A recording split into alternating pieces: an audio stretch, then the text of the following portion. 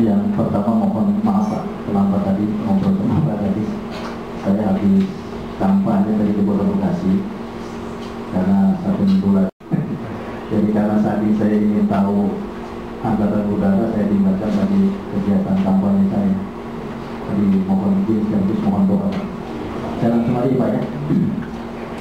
Jadi Pak selalu wali kota ngajar Angkatan Udara ya Pak. Ini yang pertama Pak, saya langsung saja. Bapak sekalian, kalau kita perhatikan Pak, sebelum tahun 2008 ini skema struktur Pak peradilan di Indonesia.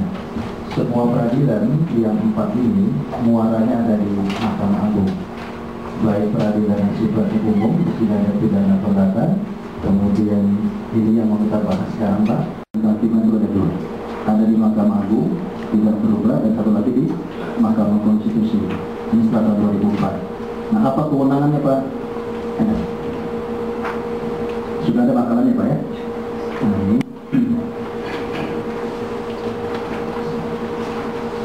ini kewenangannya, bisa Bapak perhatikan dan bisa Bapak lihat perbedaannya. Misalnya sederhana, kalau di Mahkamah Agung saat sekarang dia mempunyai kewenangan mengadili pada tingkat kasasi. Kasasi ini bukan peradilan tingkat ketiga. Pengadilan kita kan ada 2 tingkat. Tingkat pertama dan tingkat kedua. Tingkat pertama pengadilan negeri, tingkat kedua pengadilan tinggi. Kalau Mahkamah Agung adalah peradilan tingkat kasasi. Jadi Bapak jangan sekali-sekali menyebut bahwa Mahkamah Agung adalah peradilan tingkat ketiga. Dia peradilan tingkat kasasi. Sifatnya memeriksa apa Pak? Kasasi, penerapan hukum, kehilapan hakim, satu lagi apakah hakim mengadili sesuai atau tidak dengan undang-undang. Nah, kalau nanti Bapak bisa ditugaskan oleh pimpinan untuk mengajukan memori kasasi untuk perdata, jangan sekali-kali berbicara bukti lagi. Kalau bukti sudah selesai, nah di sini berbicara penerapan hukum. Nah, kewenangannya yang pertama mengadili tingkat kasasi, tadi saya katakan peradilan yang bukan tingkat ketiga, dan tidak usah percaya. Ini apa itu peradilan tata usaha negara tadi, dan dia selalu menempatkan pihak eksekutif sebagai tergugat. Nah, siapa penggugatnya? Penggugatnya adalah orang per orang atau badan hukum swasta. Dia tidak boleh. Misalnya BUMD pemerintah daerah Jakarta nggak boleh. PD Pasar Jaya misalnya menggugat karyawannya atau menggugat orang yang menggunakan lahan di pasar, dia tidak boleh. Pemerintah dalam hal ini eksekutif, dia selalu ditempatkan sebagai tergugat. Nah, tergugat ya, tidak boleh. Tadi Pak, kok kembali lagi? Terus, misalnya dia mempunyai hak untuk mendapatkan gaji ketika dia bekerja. Nah, tahu-tahu dia dipecat oleh suatu perusahaan, maka dia dapat mengajukan haknya menuntut di peradilan tata usaha negara. Lanjut deh.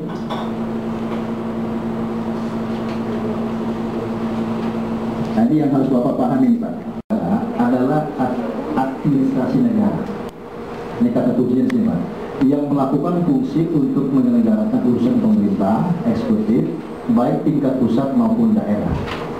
Nah, kemudian dalam perkembangannya Pak, ada jurisprudensi, nanti akan saya bahas di sini. Ternyata hal-hal yang sifatnya administrasi negara itu tidak hanya dilakukan oleh organ negara. Misalnya, negara mempunyai kewajiban melaksanakan atau memberikan pendidikan. Negara wajib memberikan kesehatan bagi masyarakat.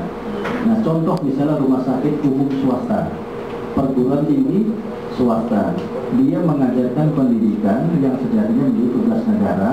Rumah sakit swasta yang memberikan kesehatan itu dapat ditafsirkan dia menjalankan tugas-tugas kenegaraan.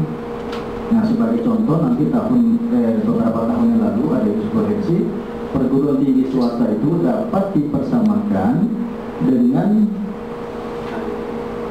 satu lembaga yang menyelenggarakan urusan pemerintah. Itu dapat digugat. Misalnya perguruan tinggi Trisakti, universitas yang di Halim apa ini? Surat Emas itu dapat dipersamakan dengan satu lembaga negara yang tugasnya menyelenggarakan urusan pemerintah. Jadi urusan pemerintah ini saja bukan hanya dilakukan oleh lembaga eksekutif baik pusat maupun daerah. Rumah sakit swasta dapat dipersamakan dengan lembaga yang melaksanakan urusan pemerintahan. Lembaga pendidikan dapat dipersamakan dengan lembaga yang menyelenggarakan urusan pemerintah. Dia dapat digugat. Itu dasarnya apa? Dasarnya adalah jurisprudensi, nanti akan saya bahas. Tapi kalau melihat undang-undang peradilan tata usaha negara, dia tidak dimasukkan sebagai lembaga. Nah, nanti Bapak bisa melihat di pasal 98, dia hakimnya bersifat tunggal, sama seperti perkara pidana, dia mengambil tindak pidana di piring, Pak. Nah, di sini cepat ini. Boleh nggak misalnya ada seseorang yang meminta peradilan cepat dengan pengadilan tata usaha negara, itu boleh. Nanti hakim melihat apakah bisa tidak permohonan dikabulkan untuk dia beracara dengan hukum acara cepat. Nah, mana dasarnya? Nanti Bapak bisa lihat di pasal 98. Nah, yang kedua, acara singkat. Dasarnya pasal 62 ayat 4, nanti Bapak bisa lihat. Nah, yang ketiga nih Pak, ini yang biasa kita hadapi nih. Ini hukum acara biasa dengan 3 hakim, dasarnya pasal 68 ayat 1. Nah, singkat cerita, beracara di peradilan tata usaha negara itu ada 3.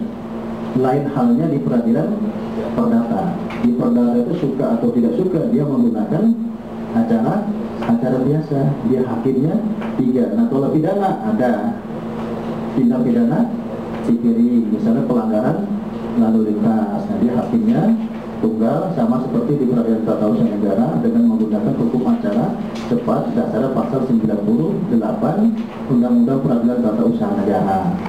Ini nanti deh, dia tidak tertulis.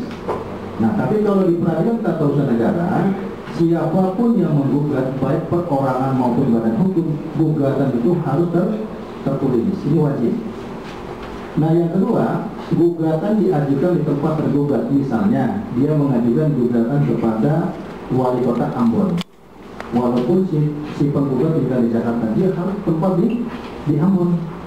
Nah, tidak boleh dia mengajukan gugatan di Jakarta. Lain halnya perdata. Kalau perdata misalnya ada 2 orang tergugat, dia boleh memilih.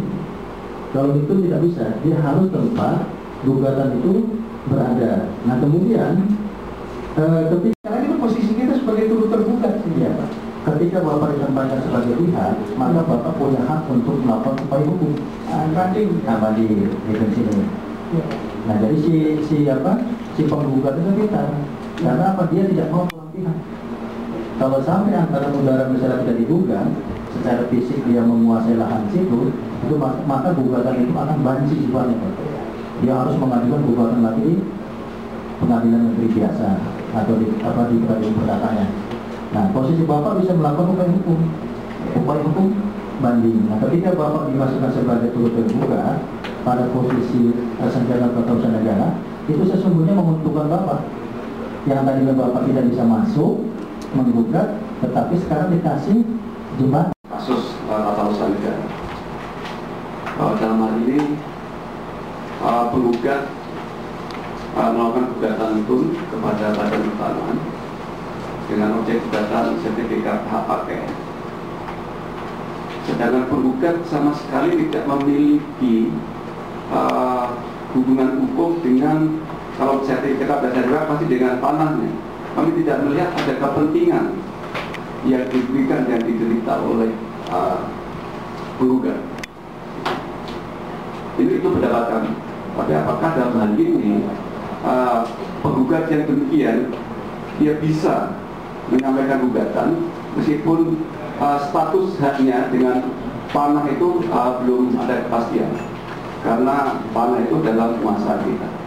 Sehingga dalam hal ini pengertian kepentingan hukum yang kepentingan yang dirugikan itu belum kelihatan.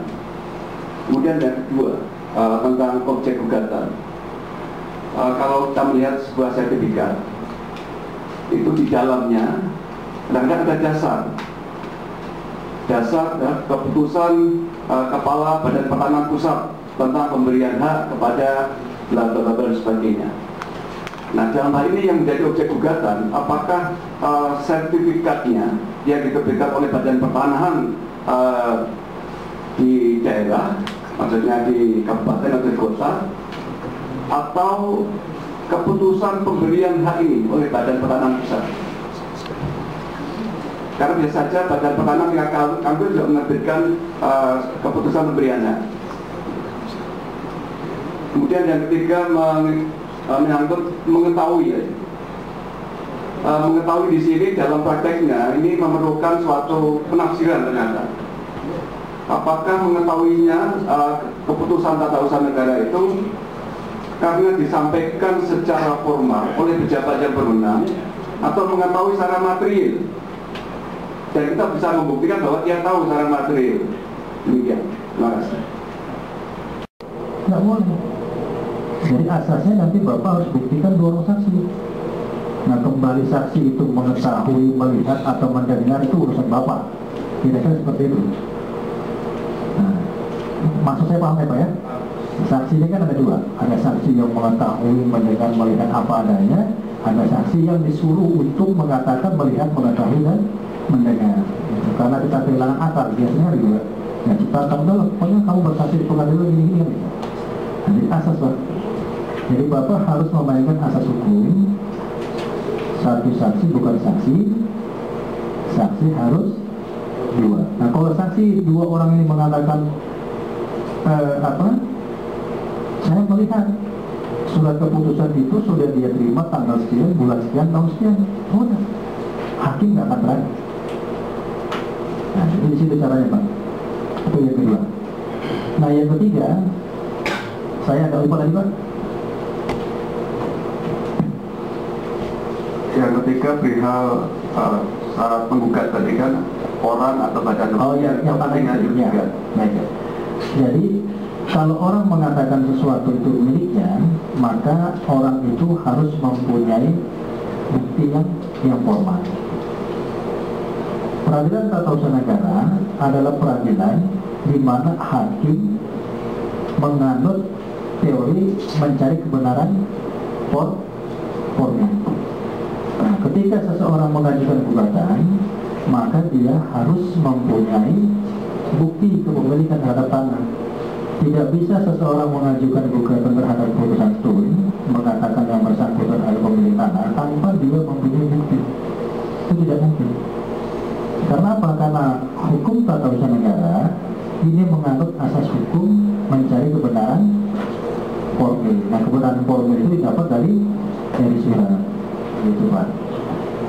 Nah, kalau ada hakim yang berani melanjutkan perkara itu terhadap gugatan seseorang padahal dia tidak mempunyai bukti kepemilikan, nah jadi Bapak harus lawan pada asas lagi bahwa pada hakikatnya peradilan tata usaha negara mencari kebenaran formil. Oleh karenanya orang yang mengajukan gugatan itu harus mempunyai alat bukti. Nah, kalau tidak mempunyai alat bukti, maka tidak bisa, kecuali kasus-kasus di pedesaan Pak. Nah, kadang-kadang dulu dia memelihara hewan di situ, itu sudah dianggap tanah itu milik dia. Itu di putusan peradilan itu yang ada di daerah-daerah. Nah, kalau di daerah misalnya Jawa, itu pasti tidak bisa.